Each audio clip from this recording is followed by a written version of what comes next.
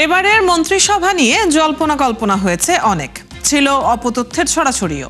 তবে প্রতীক্ষার অবসান হয়ে আগামীকাল এমপি এবং মন্ত্রীদের শপথ হতে যাচ্ছে। তো কেমন হবে এবারের সরকার, কেমন হবে মন্ত্রিসভা, এই সব বিষয় নিয়ে আলাপে যাব।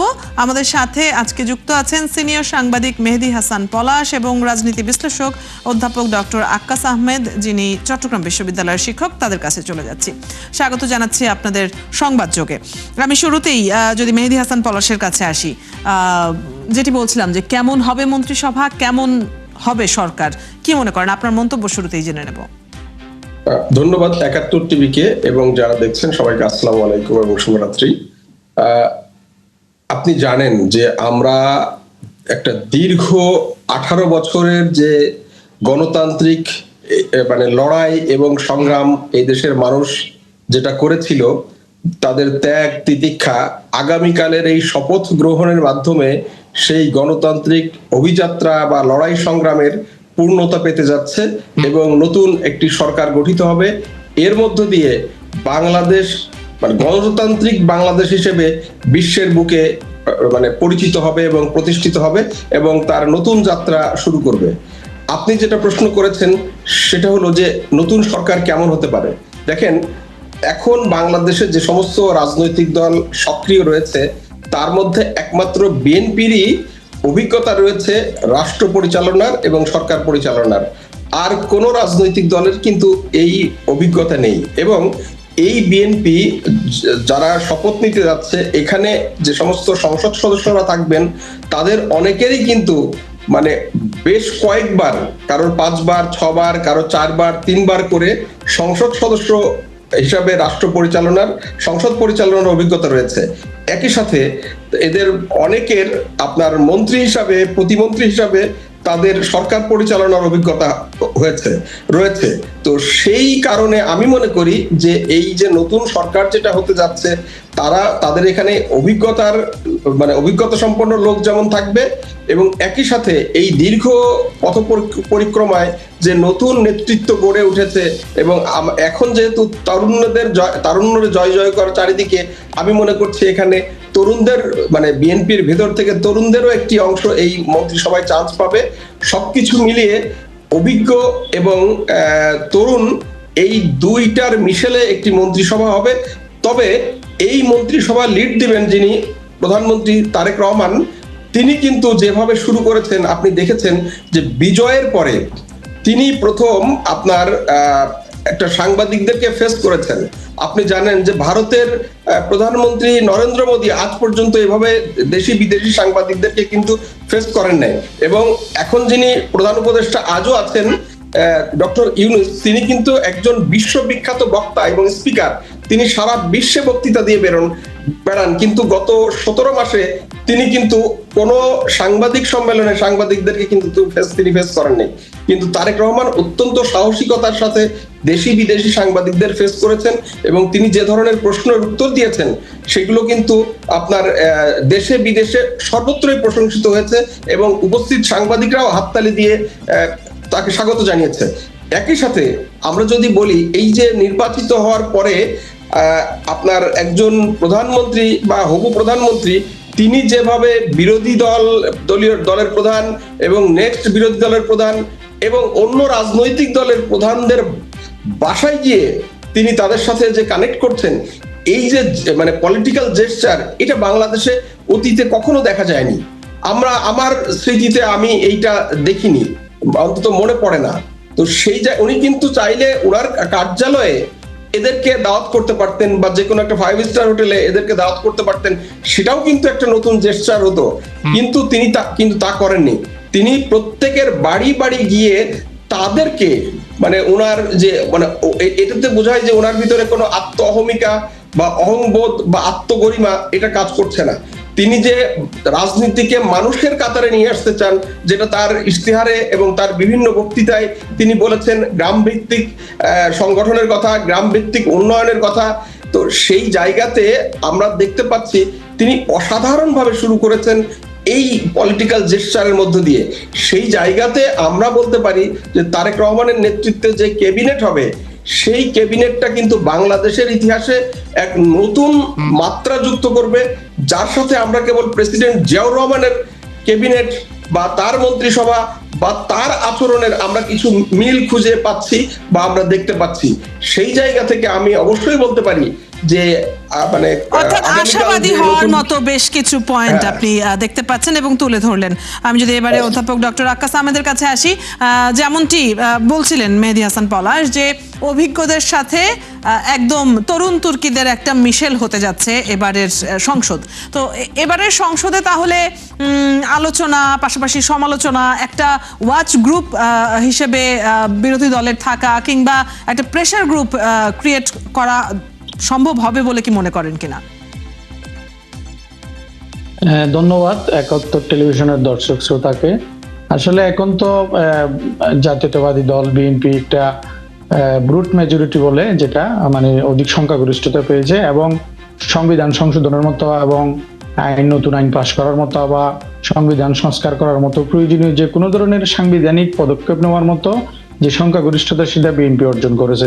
এখানে একটা কথা বলি, সেটা হচ্ছে কি গণতন্ত্র হচ্ছে আসলে শুধুমাত্র একটি সরকারি দল যেটা ক্ষমতাসীন তার শুধুমাত্র তারা ক্ষমতা চর্চা করবেন না, কিন্তু যারা বিরোধী দলে থাকে তারাও ক্ষমতা চর্চা করবেন, তাদেরও অধিকার থাকবে, তাদেরও অংশগ্রহণ থাকবে, তাদেরও বক্তব্য দেওয়ার সুযোগ থাকবে, মত প্রকাশের স্বাধীনতা থাকবে এবং রাজনৈতিক প্রক্রিয়া অংশগ্রহণের সুযোগ থাকবে এবং উন্নয়ন কার্যক্রম অংশগ্রহণের সুযোগ থাকবে।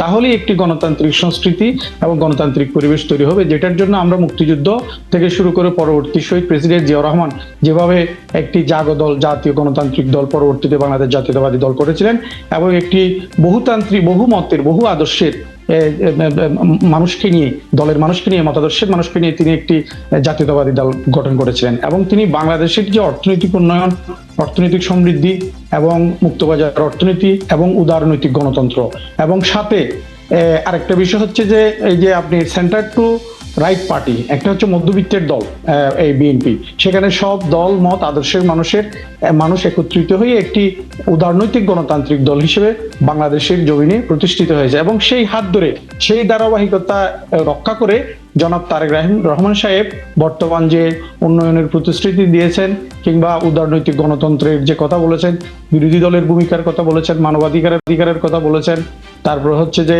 কর্মসংস্থানের কথা বলেছেন, শিল্পায়নের কথা বলেছেন এবং পরিবেশের উন্নয়নের কথা বলেছেন এবং কৃষক, শ্রমিক, মেহনতি মানুষের ভাগ্যের উন্নয়নের কথা বলেছেন। এই যে কৃষক কার্ড, ফ্যামিলি কার্ড, এই সমস্ত যে ইশতেহারের যে পরিকল্পনাগুলো, আর্থসামাজিক এবং সামাজিক সুরক্ষার যে পরিকল্পনাগুলো, সেগুলো যদি যথাযথভাবে বাস্তবায়ন করা যায় তাহলে একটা সোশ্যাল জাস্টিস, সামাজিক ন্যায় বিচার, যেমনটা সংবিধানের ৫ম সংশোধনীর মাধ্যমে জিয়াউর রহমান করেছিলেন, যে একটি সামাজিক ন্যায় বিচার এবং ধর্মনিরপেক্ষতাকে বাদ দিয়ে একটি সর্বশক্তিমান আল্লাহর উপর বিশ্বাস, আস্থা এবং হচ্ছে বিসমিল্লাহির রহমানির রহিম তিনি সংবিধানে করেছিলেন। এই যে একটি আইডিওলজিক্যাল প্লুরালিজম, মতাদর্শ ভিত্তিক বহুত্ববাদ, একসাথে উদারনৈতিক গণতন্ত্র, আবার অন্যদিকে হচ্ছে ইসলামের যে মূল স্পিরিট সেটাকে কনস্টিটিউশনের মধ্যে নিয়ে আসা এবং দলীয় মতাদর্শের মধ্যে নিয়ে আসা, সেই ধরনের একটি রাজনৈতিক দল হচ্ছে বিএনপি। সেটা বাংলাদেশের গণমানুষের সংস্কৃতি, রাজনৈতিক ইতিহাস, মুক্তিযুদ্ধ, আমাদের ঐতিহ্য, ইতিহাস সবকিছুর সাথে সামঞ্জস্যপূর্ণ একটি রাজনৈতিক দল হচ্ছে বিএনপি। সেই জন্য কিন্তু বাংলাদেশ জাতীয়তাবাদী আজকে বিপুল জনপ্রিয়তা অর্জনের মধ্য দিয়ে ক্ষমতায় অধিষ্ঠিত হয়েছে। তো আমরা আশা করব যে আসলে তারেক রহমান যেহেতু দীর্ঘদিন ব্রিটেনের মতো একটি রাষ্ট্রের ছিলেন, যেখানে গণতান্ত্রিক সংস্কৃতির চর্চা হয়, যেখানে হচ্ছে কিভাবে রাজনৈতিক প্রাতিষ্ঠানিকীকরণ করতে হয়, কিভাবে জুডিশিয়ারিকে ইন্ডিপেন্ডেন্টলি কাজ করতে হয়, তারপর হচ্ছে যে প্রশাসন কিভাবে কাজ করতে হয়, কিভাবে দুর্নীতি মুক্ত করতে হয়, কিভাবে ট্রান্সপারেন্সি, রেসপন্সিবিলিটি, অ্যাকাউন্টেবিলিটি, সুশাসন নিশ্চিত করতে হয়, মানবাধিকার নিশ্চিত করতে হয় এবং কিভাবে রাষ্ট্র পরিচালনা করতে হয়। এই যে একটা সোশ্যালাইজেশন, পলিটিক্যাল সোশ্যালাইজেশন, রাজনৈতিক সামাজিকীকরণ এবং সত্যিকার অর্থে পলিটিক্যাল যে এডুকেশন, রাজনৈতিক শিক্ষা, সেটা তিনি ওয়েস্টার্ন কান্ট্রির যে কালচার, ডেমোক্রেসি, উদারনৈতিক গণতন্ত্রের যে সংস্কৃতি, সেটা তিনি শিখেছেন এবং সেটা রপ্ত করেছেন এবং সে অভিজ্ঞতা অর্জন করেছেন। তো আমি আশা করবো যে বাংলাদেশের রাজনীতিতে তার যে দীর্ঘদিনের এই পশ্চিমা রাষ্ট্রে তার যে বসবাস এবং তার যে অভিজ্ঞতা অর্জন এবং উন্নয়ন দর্শন, সেটার একটা প্রতিফলন নিশ্চয়ই দেখা যাবে বলে ধারণা করা হচ্ছে। আমি ছোট করে একটু মেহেদী হাসান পলাশের কাছে যদি চলে যাই, যে একটা বড় রাজনৈতিক পট পরিবর্তনের মধ্য দিয়ে বহুল প্রতীক্ষিত নির্বাচন পেরিয়ে এখন সরকার গঠিত হচ্ছে।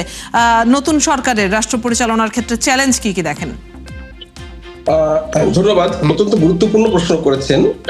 আমি ব্যক্তিগতভাবে মনে করি নতুন সরকারের দায়িত্ব নেয়ার পরে প্রথম যে চ্যালেঞ্জটা পড়বে সেটা হলো এই যে আমরা দায়িত্ব নেয়ার পরেই কিন্তু রমজান শুরু হয়ে যাবে এবং আমাদের ব্যবসায়ীদের যে টেন্ডেন্সি রমজানে স্টক করে দ্রব্যমূল্য বাড়িয়ে মানুষকে কষ্ট দেয়া, সেটা নিয়ন্ত্রণ নেওয়াটা প্রথম একেবারে ইমিডিয়েট চ্যালেঞ্জের মধ্যে পড়বে। দ্বিতীয় যে বিষয়টা এবং খুব বড় চ্যালেঞ্জ সেটা হলো যে আপনি জানেন যে এই বাংলাদেশের অর্থনৈতিক অবস্থা অত্যন্ত ভঙ্গুর। আমাদের মানে বিগত হাসিনা রেজিমে এই যে দুর্নীতি, লুটপাট এবং বিপুল পরিমাণ 234 বিলিয়ন ডলার আপনার বিদেশে পাচার করে যে বাংলাদেশকে একটা ফোকলা করে দেয়া হয়েছে এবং পরবর্তীতে প্রফেসর ইউনূস রাষ্ট্র ক্ষমতায় আসার পরে আমরা ভেবেছিলাম যে তার ব্যক্তিগত যোগাযোগ বা সুনামের উপরে ভিত্তি করে বিপুল পরিমাণ বিদেশি বিনিয়োগ এখানে আসবে, নানা রকম তার কিছুই ঘটে নাই। উল্টো আমরা এই সময়ে মানে এই সরকারের আরো অনেক উপদেষ্টার নামে কিন্তু একইভাবে মানে ওই মানে আগের রেজিমের গতিতেই তাদের এপিএস এর নামে দুর্নীতি হতে দেখেছি এবং ক্রিপ্টোকারেন্সির মাধ্যমে সেই সমস্ত টাকা পাচারের খবর আমাদের সোশ্যাল মিডিয়ায় প্রচারিত হয়েছে। সামগ্রিকভাবে দেশের অর্থনৈতিক অবস্থা অত্যন্ত খারাপ। সেই জায়গাটা সেই অর্থনীতি বিনির্মাণ করা এই এবং একটা স্থিতিশীল মানে অর্থনীতি, যেটা তারেক রহমান বলেছেন ডেমোক্রেটিক ইকোনমি, সেই ডেমোক্রেটিক ইকোনমি তৈরি করাটা আমি মনে করি সরকারের সবচেয়ে বড় চ্যালেঞ্জ তৈরি হবে। এবং একই সাথে সোশ্যাল মিডিয়া কিন্তু আজকের যুগে এই যে নতুন নতুন ন্যারেটিভ তৈরি করে আপনার মানে সরকারকে স্থিতিশীল করা এবং সারা বিশ্বে এটা হচ্ছে, সেটার উপরেও নজরদারি, সেটা একটা চ্যালেঞ্জের এবং নানা ধরনের গুজবগুলোও ছড়াচ্ছে, একটা কন্ট্রোলের প্রয়োজনীয়তা নিশ্চয়ই রয়েছে। একদম শেষ সময় আমরা চলে এসেছি। অধ্যাপক ডক্টর আক্কাস আহমেদের কাছ থেকে আমি একটু ছোট করে একটা উত্তর নিয়ে নিই। সেটি হচ্ছে বৈদেশিক যোগাযোগ, সেটা কূটনৈতিক হোক ব্যবসায়িক হোক, আমরা আমাদের প্রতিবেশী দেশ থেকেও নানান ধরনের কূটচালও দেখেছি এই গত 17 মাসের সময়টিতে। নতুন সরকার গঠিত হওয়ার পর আমাদের আসলে বৈদেশিক যোগাযোগটা কেমন হবে বলে আশা করা যায়? ধন্যবাদ।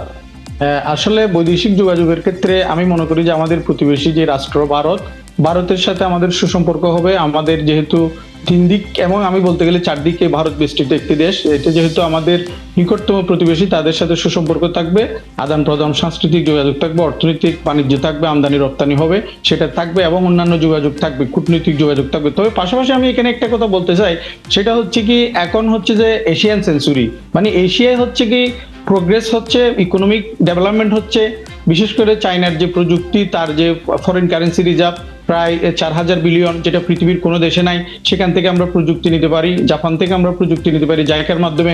দক্ষিণ কোরিয়া কোইকা থেকে এই যে কোরিয়ান ইন্টারন্যাশনাল ডেভেলপমেন্ট কোঅপারেশন থেকে আমরা প্রযুক্তি নিতে পারি। এবং বিশেষ করে আমাদের পররাষ্ট্রনীতিটা আসলে লুক ইস্ট পলিসি, যেটা পূর্বমুখী নীতির মাধ্যমে আমরা যদি নর্থ ইস্ট এশিয়ান যে কান্ট্রিগুলো, উত্তর পূর্ব এশিয়া যেমন হংকং, তাইওয়ান, দক্ষিণ কোরিয়া, জাপান এবং চায়না, তাদের থেকে যদি আমরা টেকনোলজি এবং ফরেন ডিরেক্ট ইনভেস্টমেন্ট যদি আমরা ইনভাইট করতে পারি এবং ইকোনমিক করিডোরের মাধ্যমে যদি আমরা চায়নার সাথে সংযুক্ত হতে পারি, তাহলে ট্রেড এন্ড ইনভেস্টমেন্টের জায়গায় আমাদের প্রচুর কর্মসংস্থান তৈরি হবে, আমাদের টেকনোলজি ট্রান্সফার হবে, আমাদের ইকোনমিক গ্রোথ বাড়বে এবং আমাদের রেমিটেন্স আহরণ অনেক বেশি বেড়ে যাবে। বিশেষ করে মাতারবাড়ি যে গভীর সমুদ্র বন্দর, সেটা যদি আমি বলবো যে বেগম খালেদা জিয়া যখন 2001 থেকে 2006 সাল পর্যন্ত ক্ষমতায় ছিলেন, তখন কিন্তু তিনি এটা শুরু করেছিলেন লুক ইস্ট পলিসি, যেটা পূর্বমুখী নীতি। আমি আশা করবো যে বর্তমান আমাদের ভাবি প্রধানমন্ত্রী তারেক রহমান সাহেব, তিনি যদি পূর্বমুখী নীতি অবলম্বন করেন, তাহলে আমাদের কিন্তু টাকা পয়সার অভাব হবে না, প্রযুক্তির অভাব হবে না, কনসালটেন্সির অভাব হবে না, আমাদের ইকোনমিক গ্রোথ এন্ড ডেভেলপমেন্টের জায়গায় নিশ্চয়ই। তার মানে আশাবাদী হওয়ার মতো আসলে অনেক কিছুই আছে, বাকিটুকু নিশ্চয়ই সারা দেশেরই চোখ থাকবে। এখন মানুষ অনেক সচেতন হয়েছে এবং সংসদে কি হচ্ছে সেদিকে আসলে সাধারণ মানুষেরও এখন চোখ থাকে। অনেক ধন্যবাদ আপনাদের দুজনকেই, মেহেদী হাসান পলাশ এবং অধ্যাপক ডক্টর আক্কাস আহমেদ, আমাদের সাথে আজকে যুক্ত হয়ে সময় দেওয়ার জন্য।